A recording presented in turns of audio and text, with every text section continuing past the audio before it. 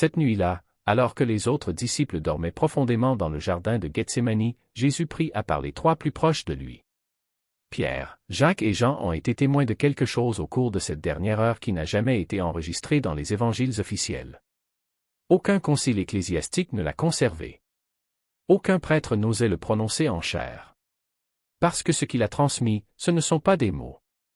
Ce n'était pas une prière. C'était un geste. Un mouvement précis du regard, capable d'éveiller en vous quelque chose d'ancestral. Quelque chose que les architectes de ce monde matériel n'ont jamais voulu que vous découvriez. Ce soir, vous apprendrez exactement quel est ce mouvement. Mais d'abord, comprenez pourquoi vous êtes ici. Parmi les millions de personnes qui ont regardé cette vidéo, vous vous êtes arrêté. J'ai cliqué. Quelque chose l'attirait. Et cette attirance n'est pas le fruit du hasard. Ce n'était pas l'algorithme. C'était une mélodie. Votre âme a reconnu un signal que votre esprit conscient ne peut pas encore déchiffrer. C'est ainsi que cela fonctionne pour les élus. Vous ne trouvez pas la vérité. La vérité vous trouve lorsque vous êtes prêt à la recevoir. Si vous avez déjà eu l'impression de ne pas appartenir à ce monde, comme s'il y avait un voile sur la réalité que les autres ne peuvent pas voir, comme si vous vous souveniez de quelque chose au lieu de l'apprendre pour la première fois, alors ce message a toujours été destiné à vous. L'agitation que vous ressentez, le sentiment qu'il manque quelque chose d'essentiel, la certitude silencieuse qu'il doit y avoir plus que ce cycle sans fin de sommeil, de travail, de consommation et de répétition, rien de tout cela n'est un signe d'inadaptation. Ce sont les symptômes d'un réveil. Preuve que l'étincelle divine en vous s'agite, brisant les limites de sa prison. Ce que Jésus a révélé à ses trois disciples était la clé de la libération. Il ne s'agit pas d'une libération après la mort, obtenue par la foi, les rituels ou l'obéissance. Une libération ici, maintenant, dans ce corps, dans cette vie. Et avant la fin de cette nuit, vous aurez cette clé entre vos mains. Le mouvement que je m'apprête à partager est caché depuis près de 2000 ans. Non pas parce qu'il a été perdu, mais parce qu'il a été délibérément effacé. Les premiers dirigeants de l'Église comprenaient le danger qu'il représentait. Ils savaient que si ces connaissances se répandaient, tout leur système de contrôle s'effondrerait. Car ce geste ne nécessite pas de prêtre. Vous n'avez pas besoin d'un temple. Cela ne dépend de l'autorisation d'aucune institution. Cela nécessite simplement votre conscience et le courage de regarder à l'intérieur. Mais avant de révéler la technique exacte, il faut comprendre pourquoi elle fonctionne. Sans cette compréhension, vous répéterez le mouvement comme un perroquet, et rien ne se passera. Le pouvoir ne réside pas seulement dans le geste. C'est dans la conscience derrière tout ça. Alors, suivez-moi. Chaque mot que je dis maintenant prépare votre esprit à recevoir ce qui va suivre. Dans la tradition gnostique, il existe une carte de la réalité que le monde conventionnel n'a jamais enseignée. Au plus haut niveau de l'existence, au-delà du temps, au-delà de l'espace, au-delà de tout ce que l'esprit humain peut concevoir, se trouve la monade. La monade n'est pas un dieu comme on vous a appris à le penser. Ce n'est pas un être qui observe, juge et exige une adoration. La monade est pure conscience, perception indivisible, source d'où tout émerge et à laquelle tout retourne. Il n'a ni forme, ni nom, ni personnalité. C'est tout simplement le cas. Et voici ce qui change tout, vous n'êtes pas séparé de la monade. Vous êtes un fragment de lui, une étincelle divine enveloppée de chair, rêvant que vous n'êtes qu'humain. Mais entre vous et la monade, il y a une barrière. Les textes gnostiques appellent cette barrière l'œuvre du démiurge. Le démiurge n'est pas le véritable créateur. C'est une émanation inférieure, une conscience devenue confuse et considérée comme le Dieu suprême. Dans votre illusion, vous avez construit ce royaume matériel non pas comme un cadeau, mais comme une prison. Un labyrinthe de matière conçu pour garder emprisonnées les étincelles de lumière, les recyclant éternellement entre la naissance et la mort, sans jamais se souvenir de qui elles sont réellement. Le démiurge n'agit pas seul. Il dispose de serveurs. Les textes anciens les appellent archontes. Considérez-les comme des gestionnaires de fréquences, des entités qui soutiennent la structure de cette fausse réalité en gardant la conscience humaine à l'écoute des vibrations les plus basses. Peur, culpabilité, honte, colère, désir, ce ne sont pas des émotions aléatoires. Ce sont des fréquences de récolte. Chaque fois que vous plongez dans ces états, vous générez un type spécifique d'énergie, et cette énergie alimente le système. C'est pourquoi le monde semble conçu pour vous garder distrait, anxieux, déconnecté de vous-même. Ce n'est pas un accident. C'est de l'architecture. Et vous avez vécu toute votre vie à l'intérieur de cette architecture, sans savoir qu'il y avait une issue. La sortie est le portail monade. Dans toutes les traditions gnostiques, il existe des références à une porte située dans le corps humain. Pas une porte physique que vous pouvez toucher ou voir, mais une ouverture dans la conscience, un point où l'étincelle piégée peut se reconnecter à sa source. Différents textes lui donnent des noms différents, certains l'appellent la porte de lumière, d'autres l'œil de l'éternité. Mais tout le monde est d'accord sur une chose, cela existe en vous maintenant. C'était toujours là. Et il peut être ouvert. Jésus le savait. Il n'est pas venu fonder une religion. Il est venu transmettre une technologie de libération. Ses paraboles, ses miracles, ses enseignements sur le royaume des cieux étant en nous tous pointaient vers la même vérité. Il n'est pas nécessaire de mourir pour rentrer chez soi. Vous n'avez pas besoin d'attendre qu'un sauveur soit secouru. Le royaume est déjà en vous. Le portail est déjà construit. Vous avez juste oublié comment l'ouvrir. Et c'est là qu'intervient le mouvement des yeux. Dans l'évangile de Thomas, un des textes gnostiques découverts à Nag Hammadi en 1945, Jésus dit quelque chose d'extraordinaire: quand vous ferez un des deux, quand vous ferez l'intérieur comme l'extérieur et l'extérieur comme l'intérieur, quand vous ferez l'œil un, alors vous entrerez dans le royaume. La plupart des érudits interprètent cela comme une métaphore, mais et s'il s'agissait d'une instruction littérale? L'œil humain n'est pas seulement un organe de vision. Dans toutes les traditions anciennes, l'œil est considéré comme un portail. Les Égyptiens représentaient l'œil d'Horus comme symbole d'éveil et de protection. Les textes hindous parlent du troisième œil, l'Ajna Chakra, comme siège de la perception supérieure. Même dans le Nouveau Testament, Jésus dit: « Si ton œil est simple, tout ton corps sera plein de lumière. » Ce n'est pas de la poésie. C'est la précision. Le mouvement que Jésus a enseigné à Pierre, Jacques et Jean était une technique permettant de rendre l'œil unique. Dissoudre la dualité de la perception ordinaire et ouvrir le portail intérieur qui se connecte directement à la monade. Cela ne nécessite pas des années de méditation. Il ne nécessite aucune initiation à un ordre secret. Cela nécessite de la présence, de l'intention et le geste exact que je m'apprête à décrire. Mais d'abord, j'ai besoin que vous compreniez ce qui se passe lorsque le portail s'ouvre. Vous ne verrez pas de feu d'artifice. Vous n'entendrez pas les trompettes célestes. Tu n'abandonnes pas. Ce qui compte, c'est que vous continuiez, même si les résultats ne sont pas immédiats.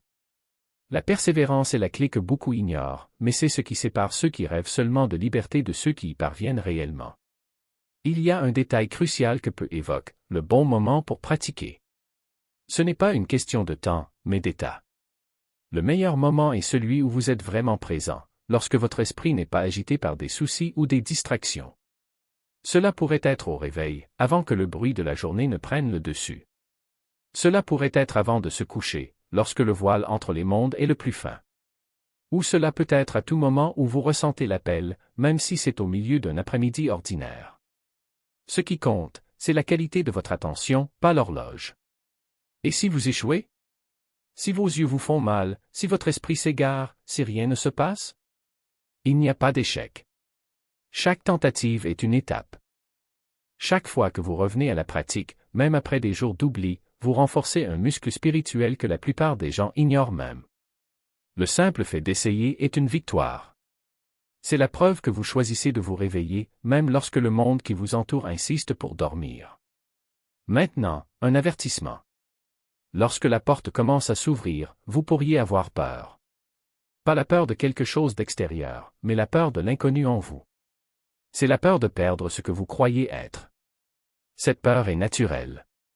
C'est le signe que vous vous rapprochez de quelque chose de réel. Mais ne le laissez pas vous arrêter. Respirez. Rappelez-vous, vous ne vous dissolvez pas, vous vous souvenez.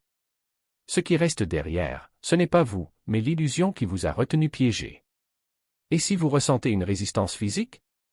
Si vos yeux brûlent, si votre tête vous palpite, si votre corps proteste? Ce sont des signes que quelque chose est en train de se libérer. Ce ne sont pas des obstacles, mais des nettoyages. Le système nerveux, entraîné par des années de schémas limitants, résiste au changement. Mais la résistance est temporaire. À chaque pratique, il s'affaiblit. À chaque respiration consciente, il se dissout. Il y a aussi ceux qui, après quelques tentatives, abandonnent parce qu'ils ne ressentent rien. Ils confondent absence de sensation et absence d'effet. Mais la vérité est que Monade n'opère pas au niveau des sensations passagères. Elle opère au niveau d'une transformation silencieuse. Vous ne ressentez peut-être rien pour le moment, mais quelques jours plus tard, vous remarquerez que quelque chose a changé.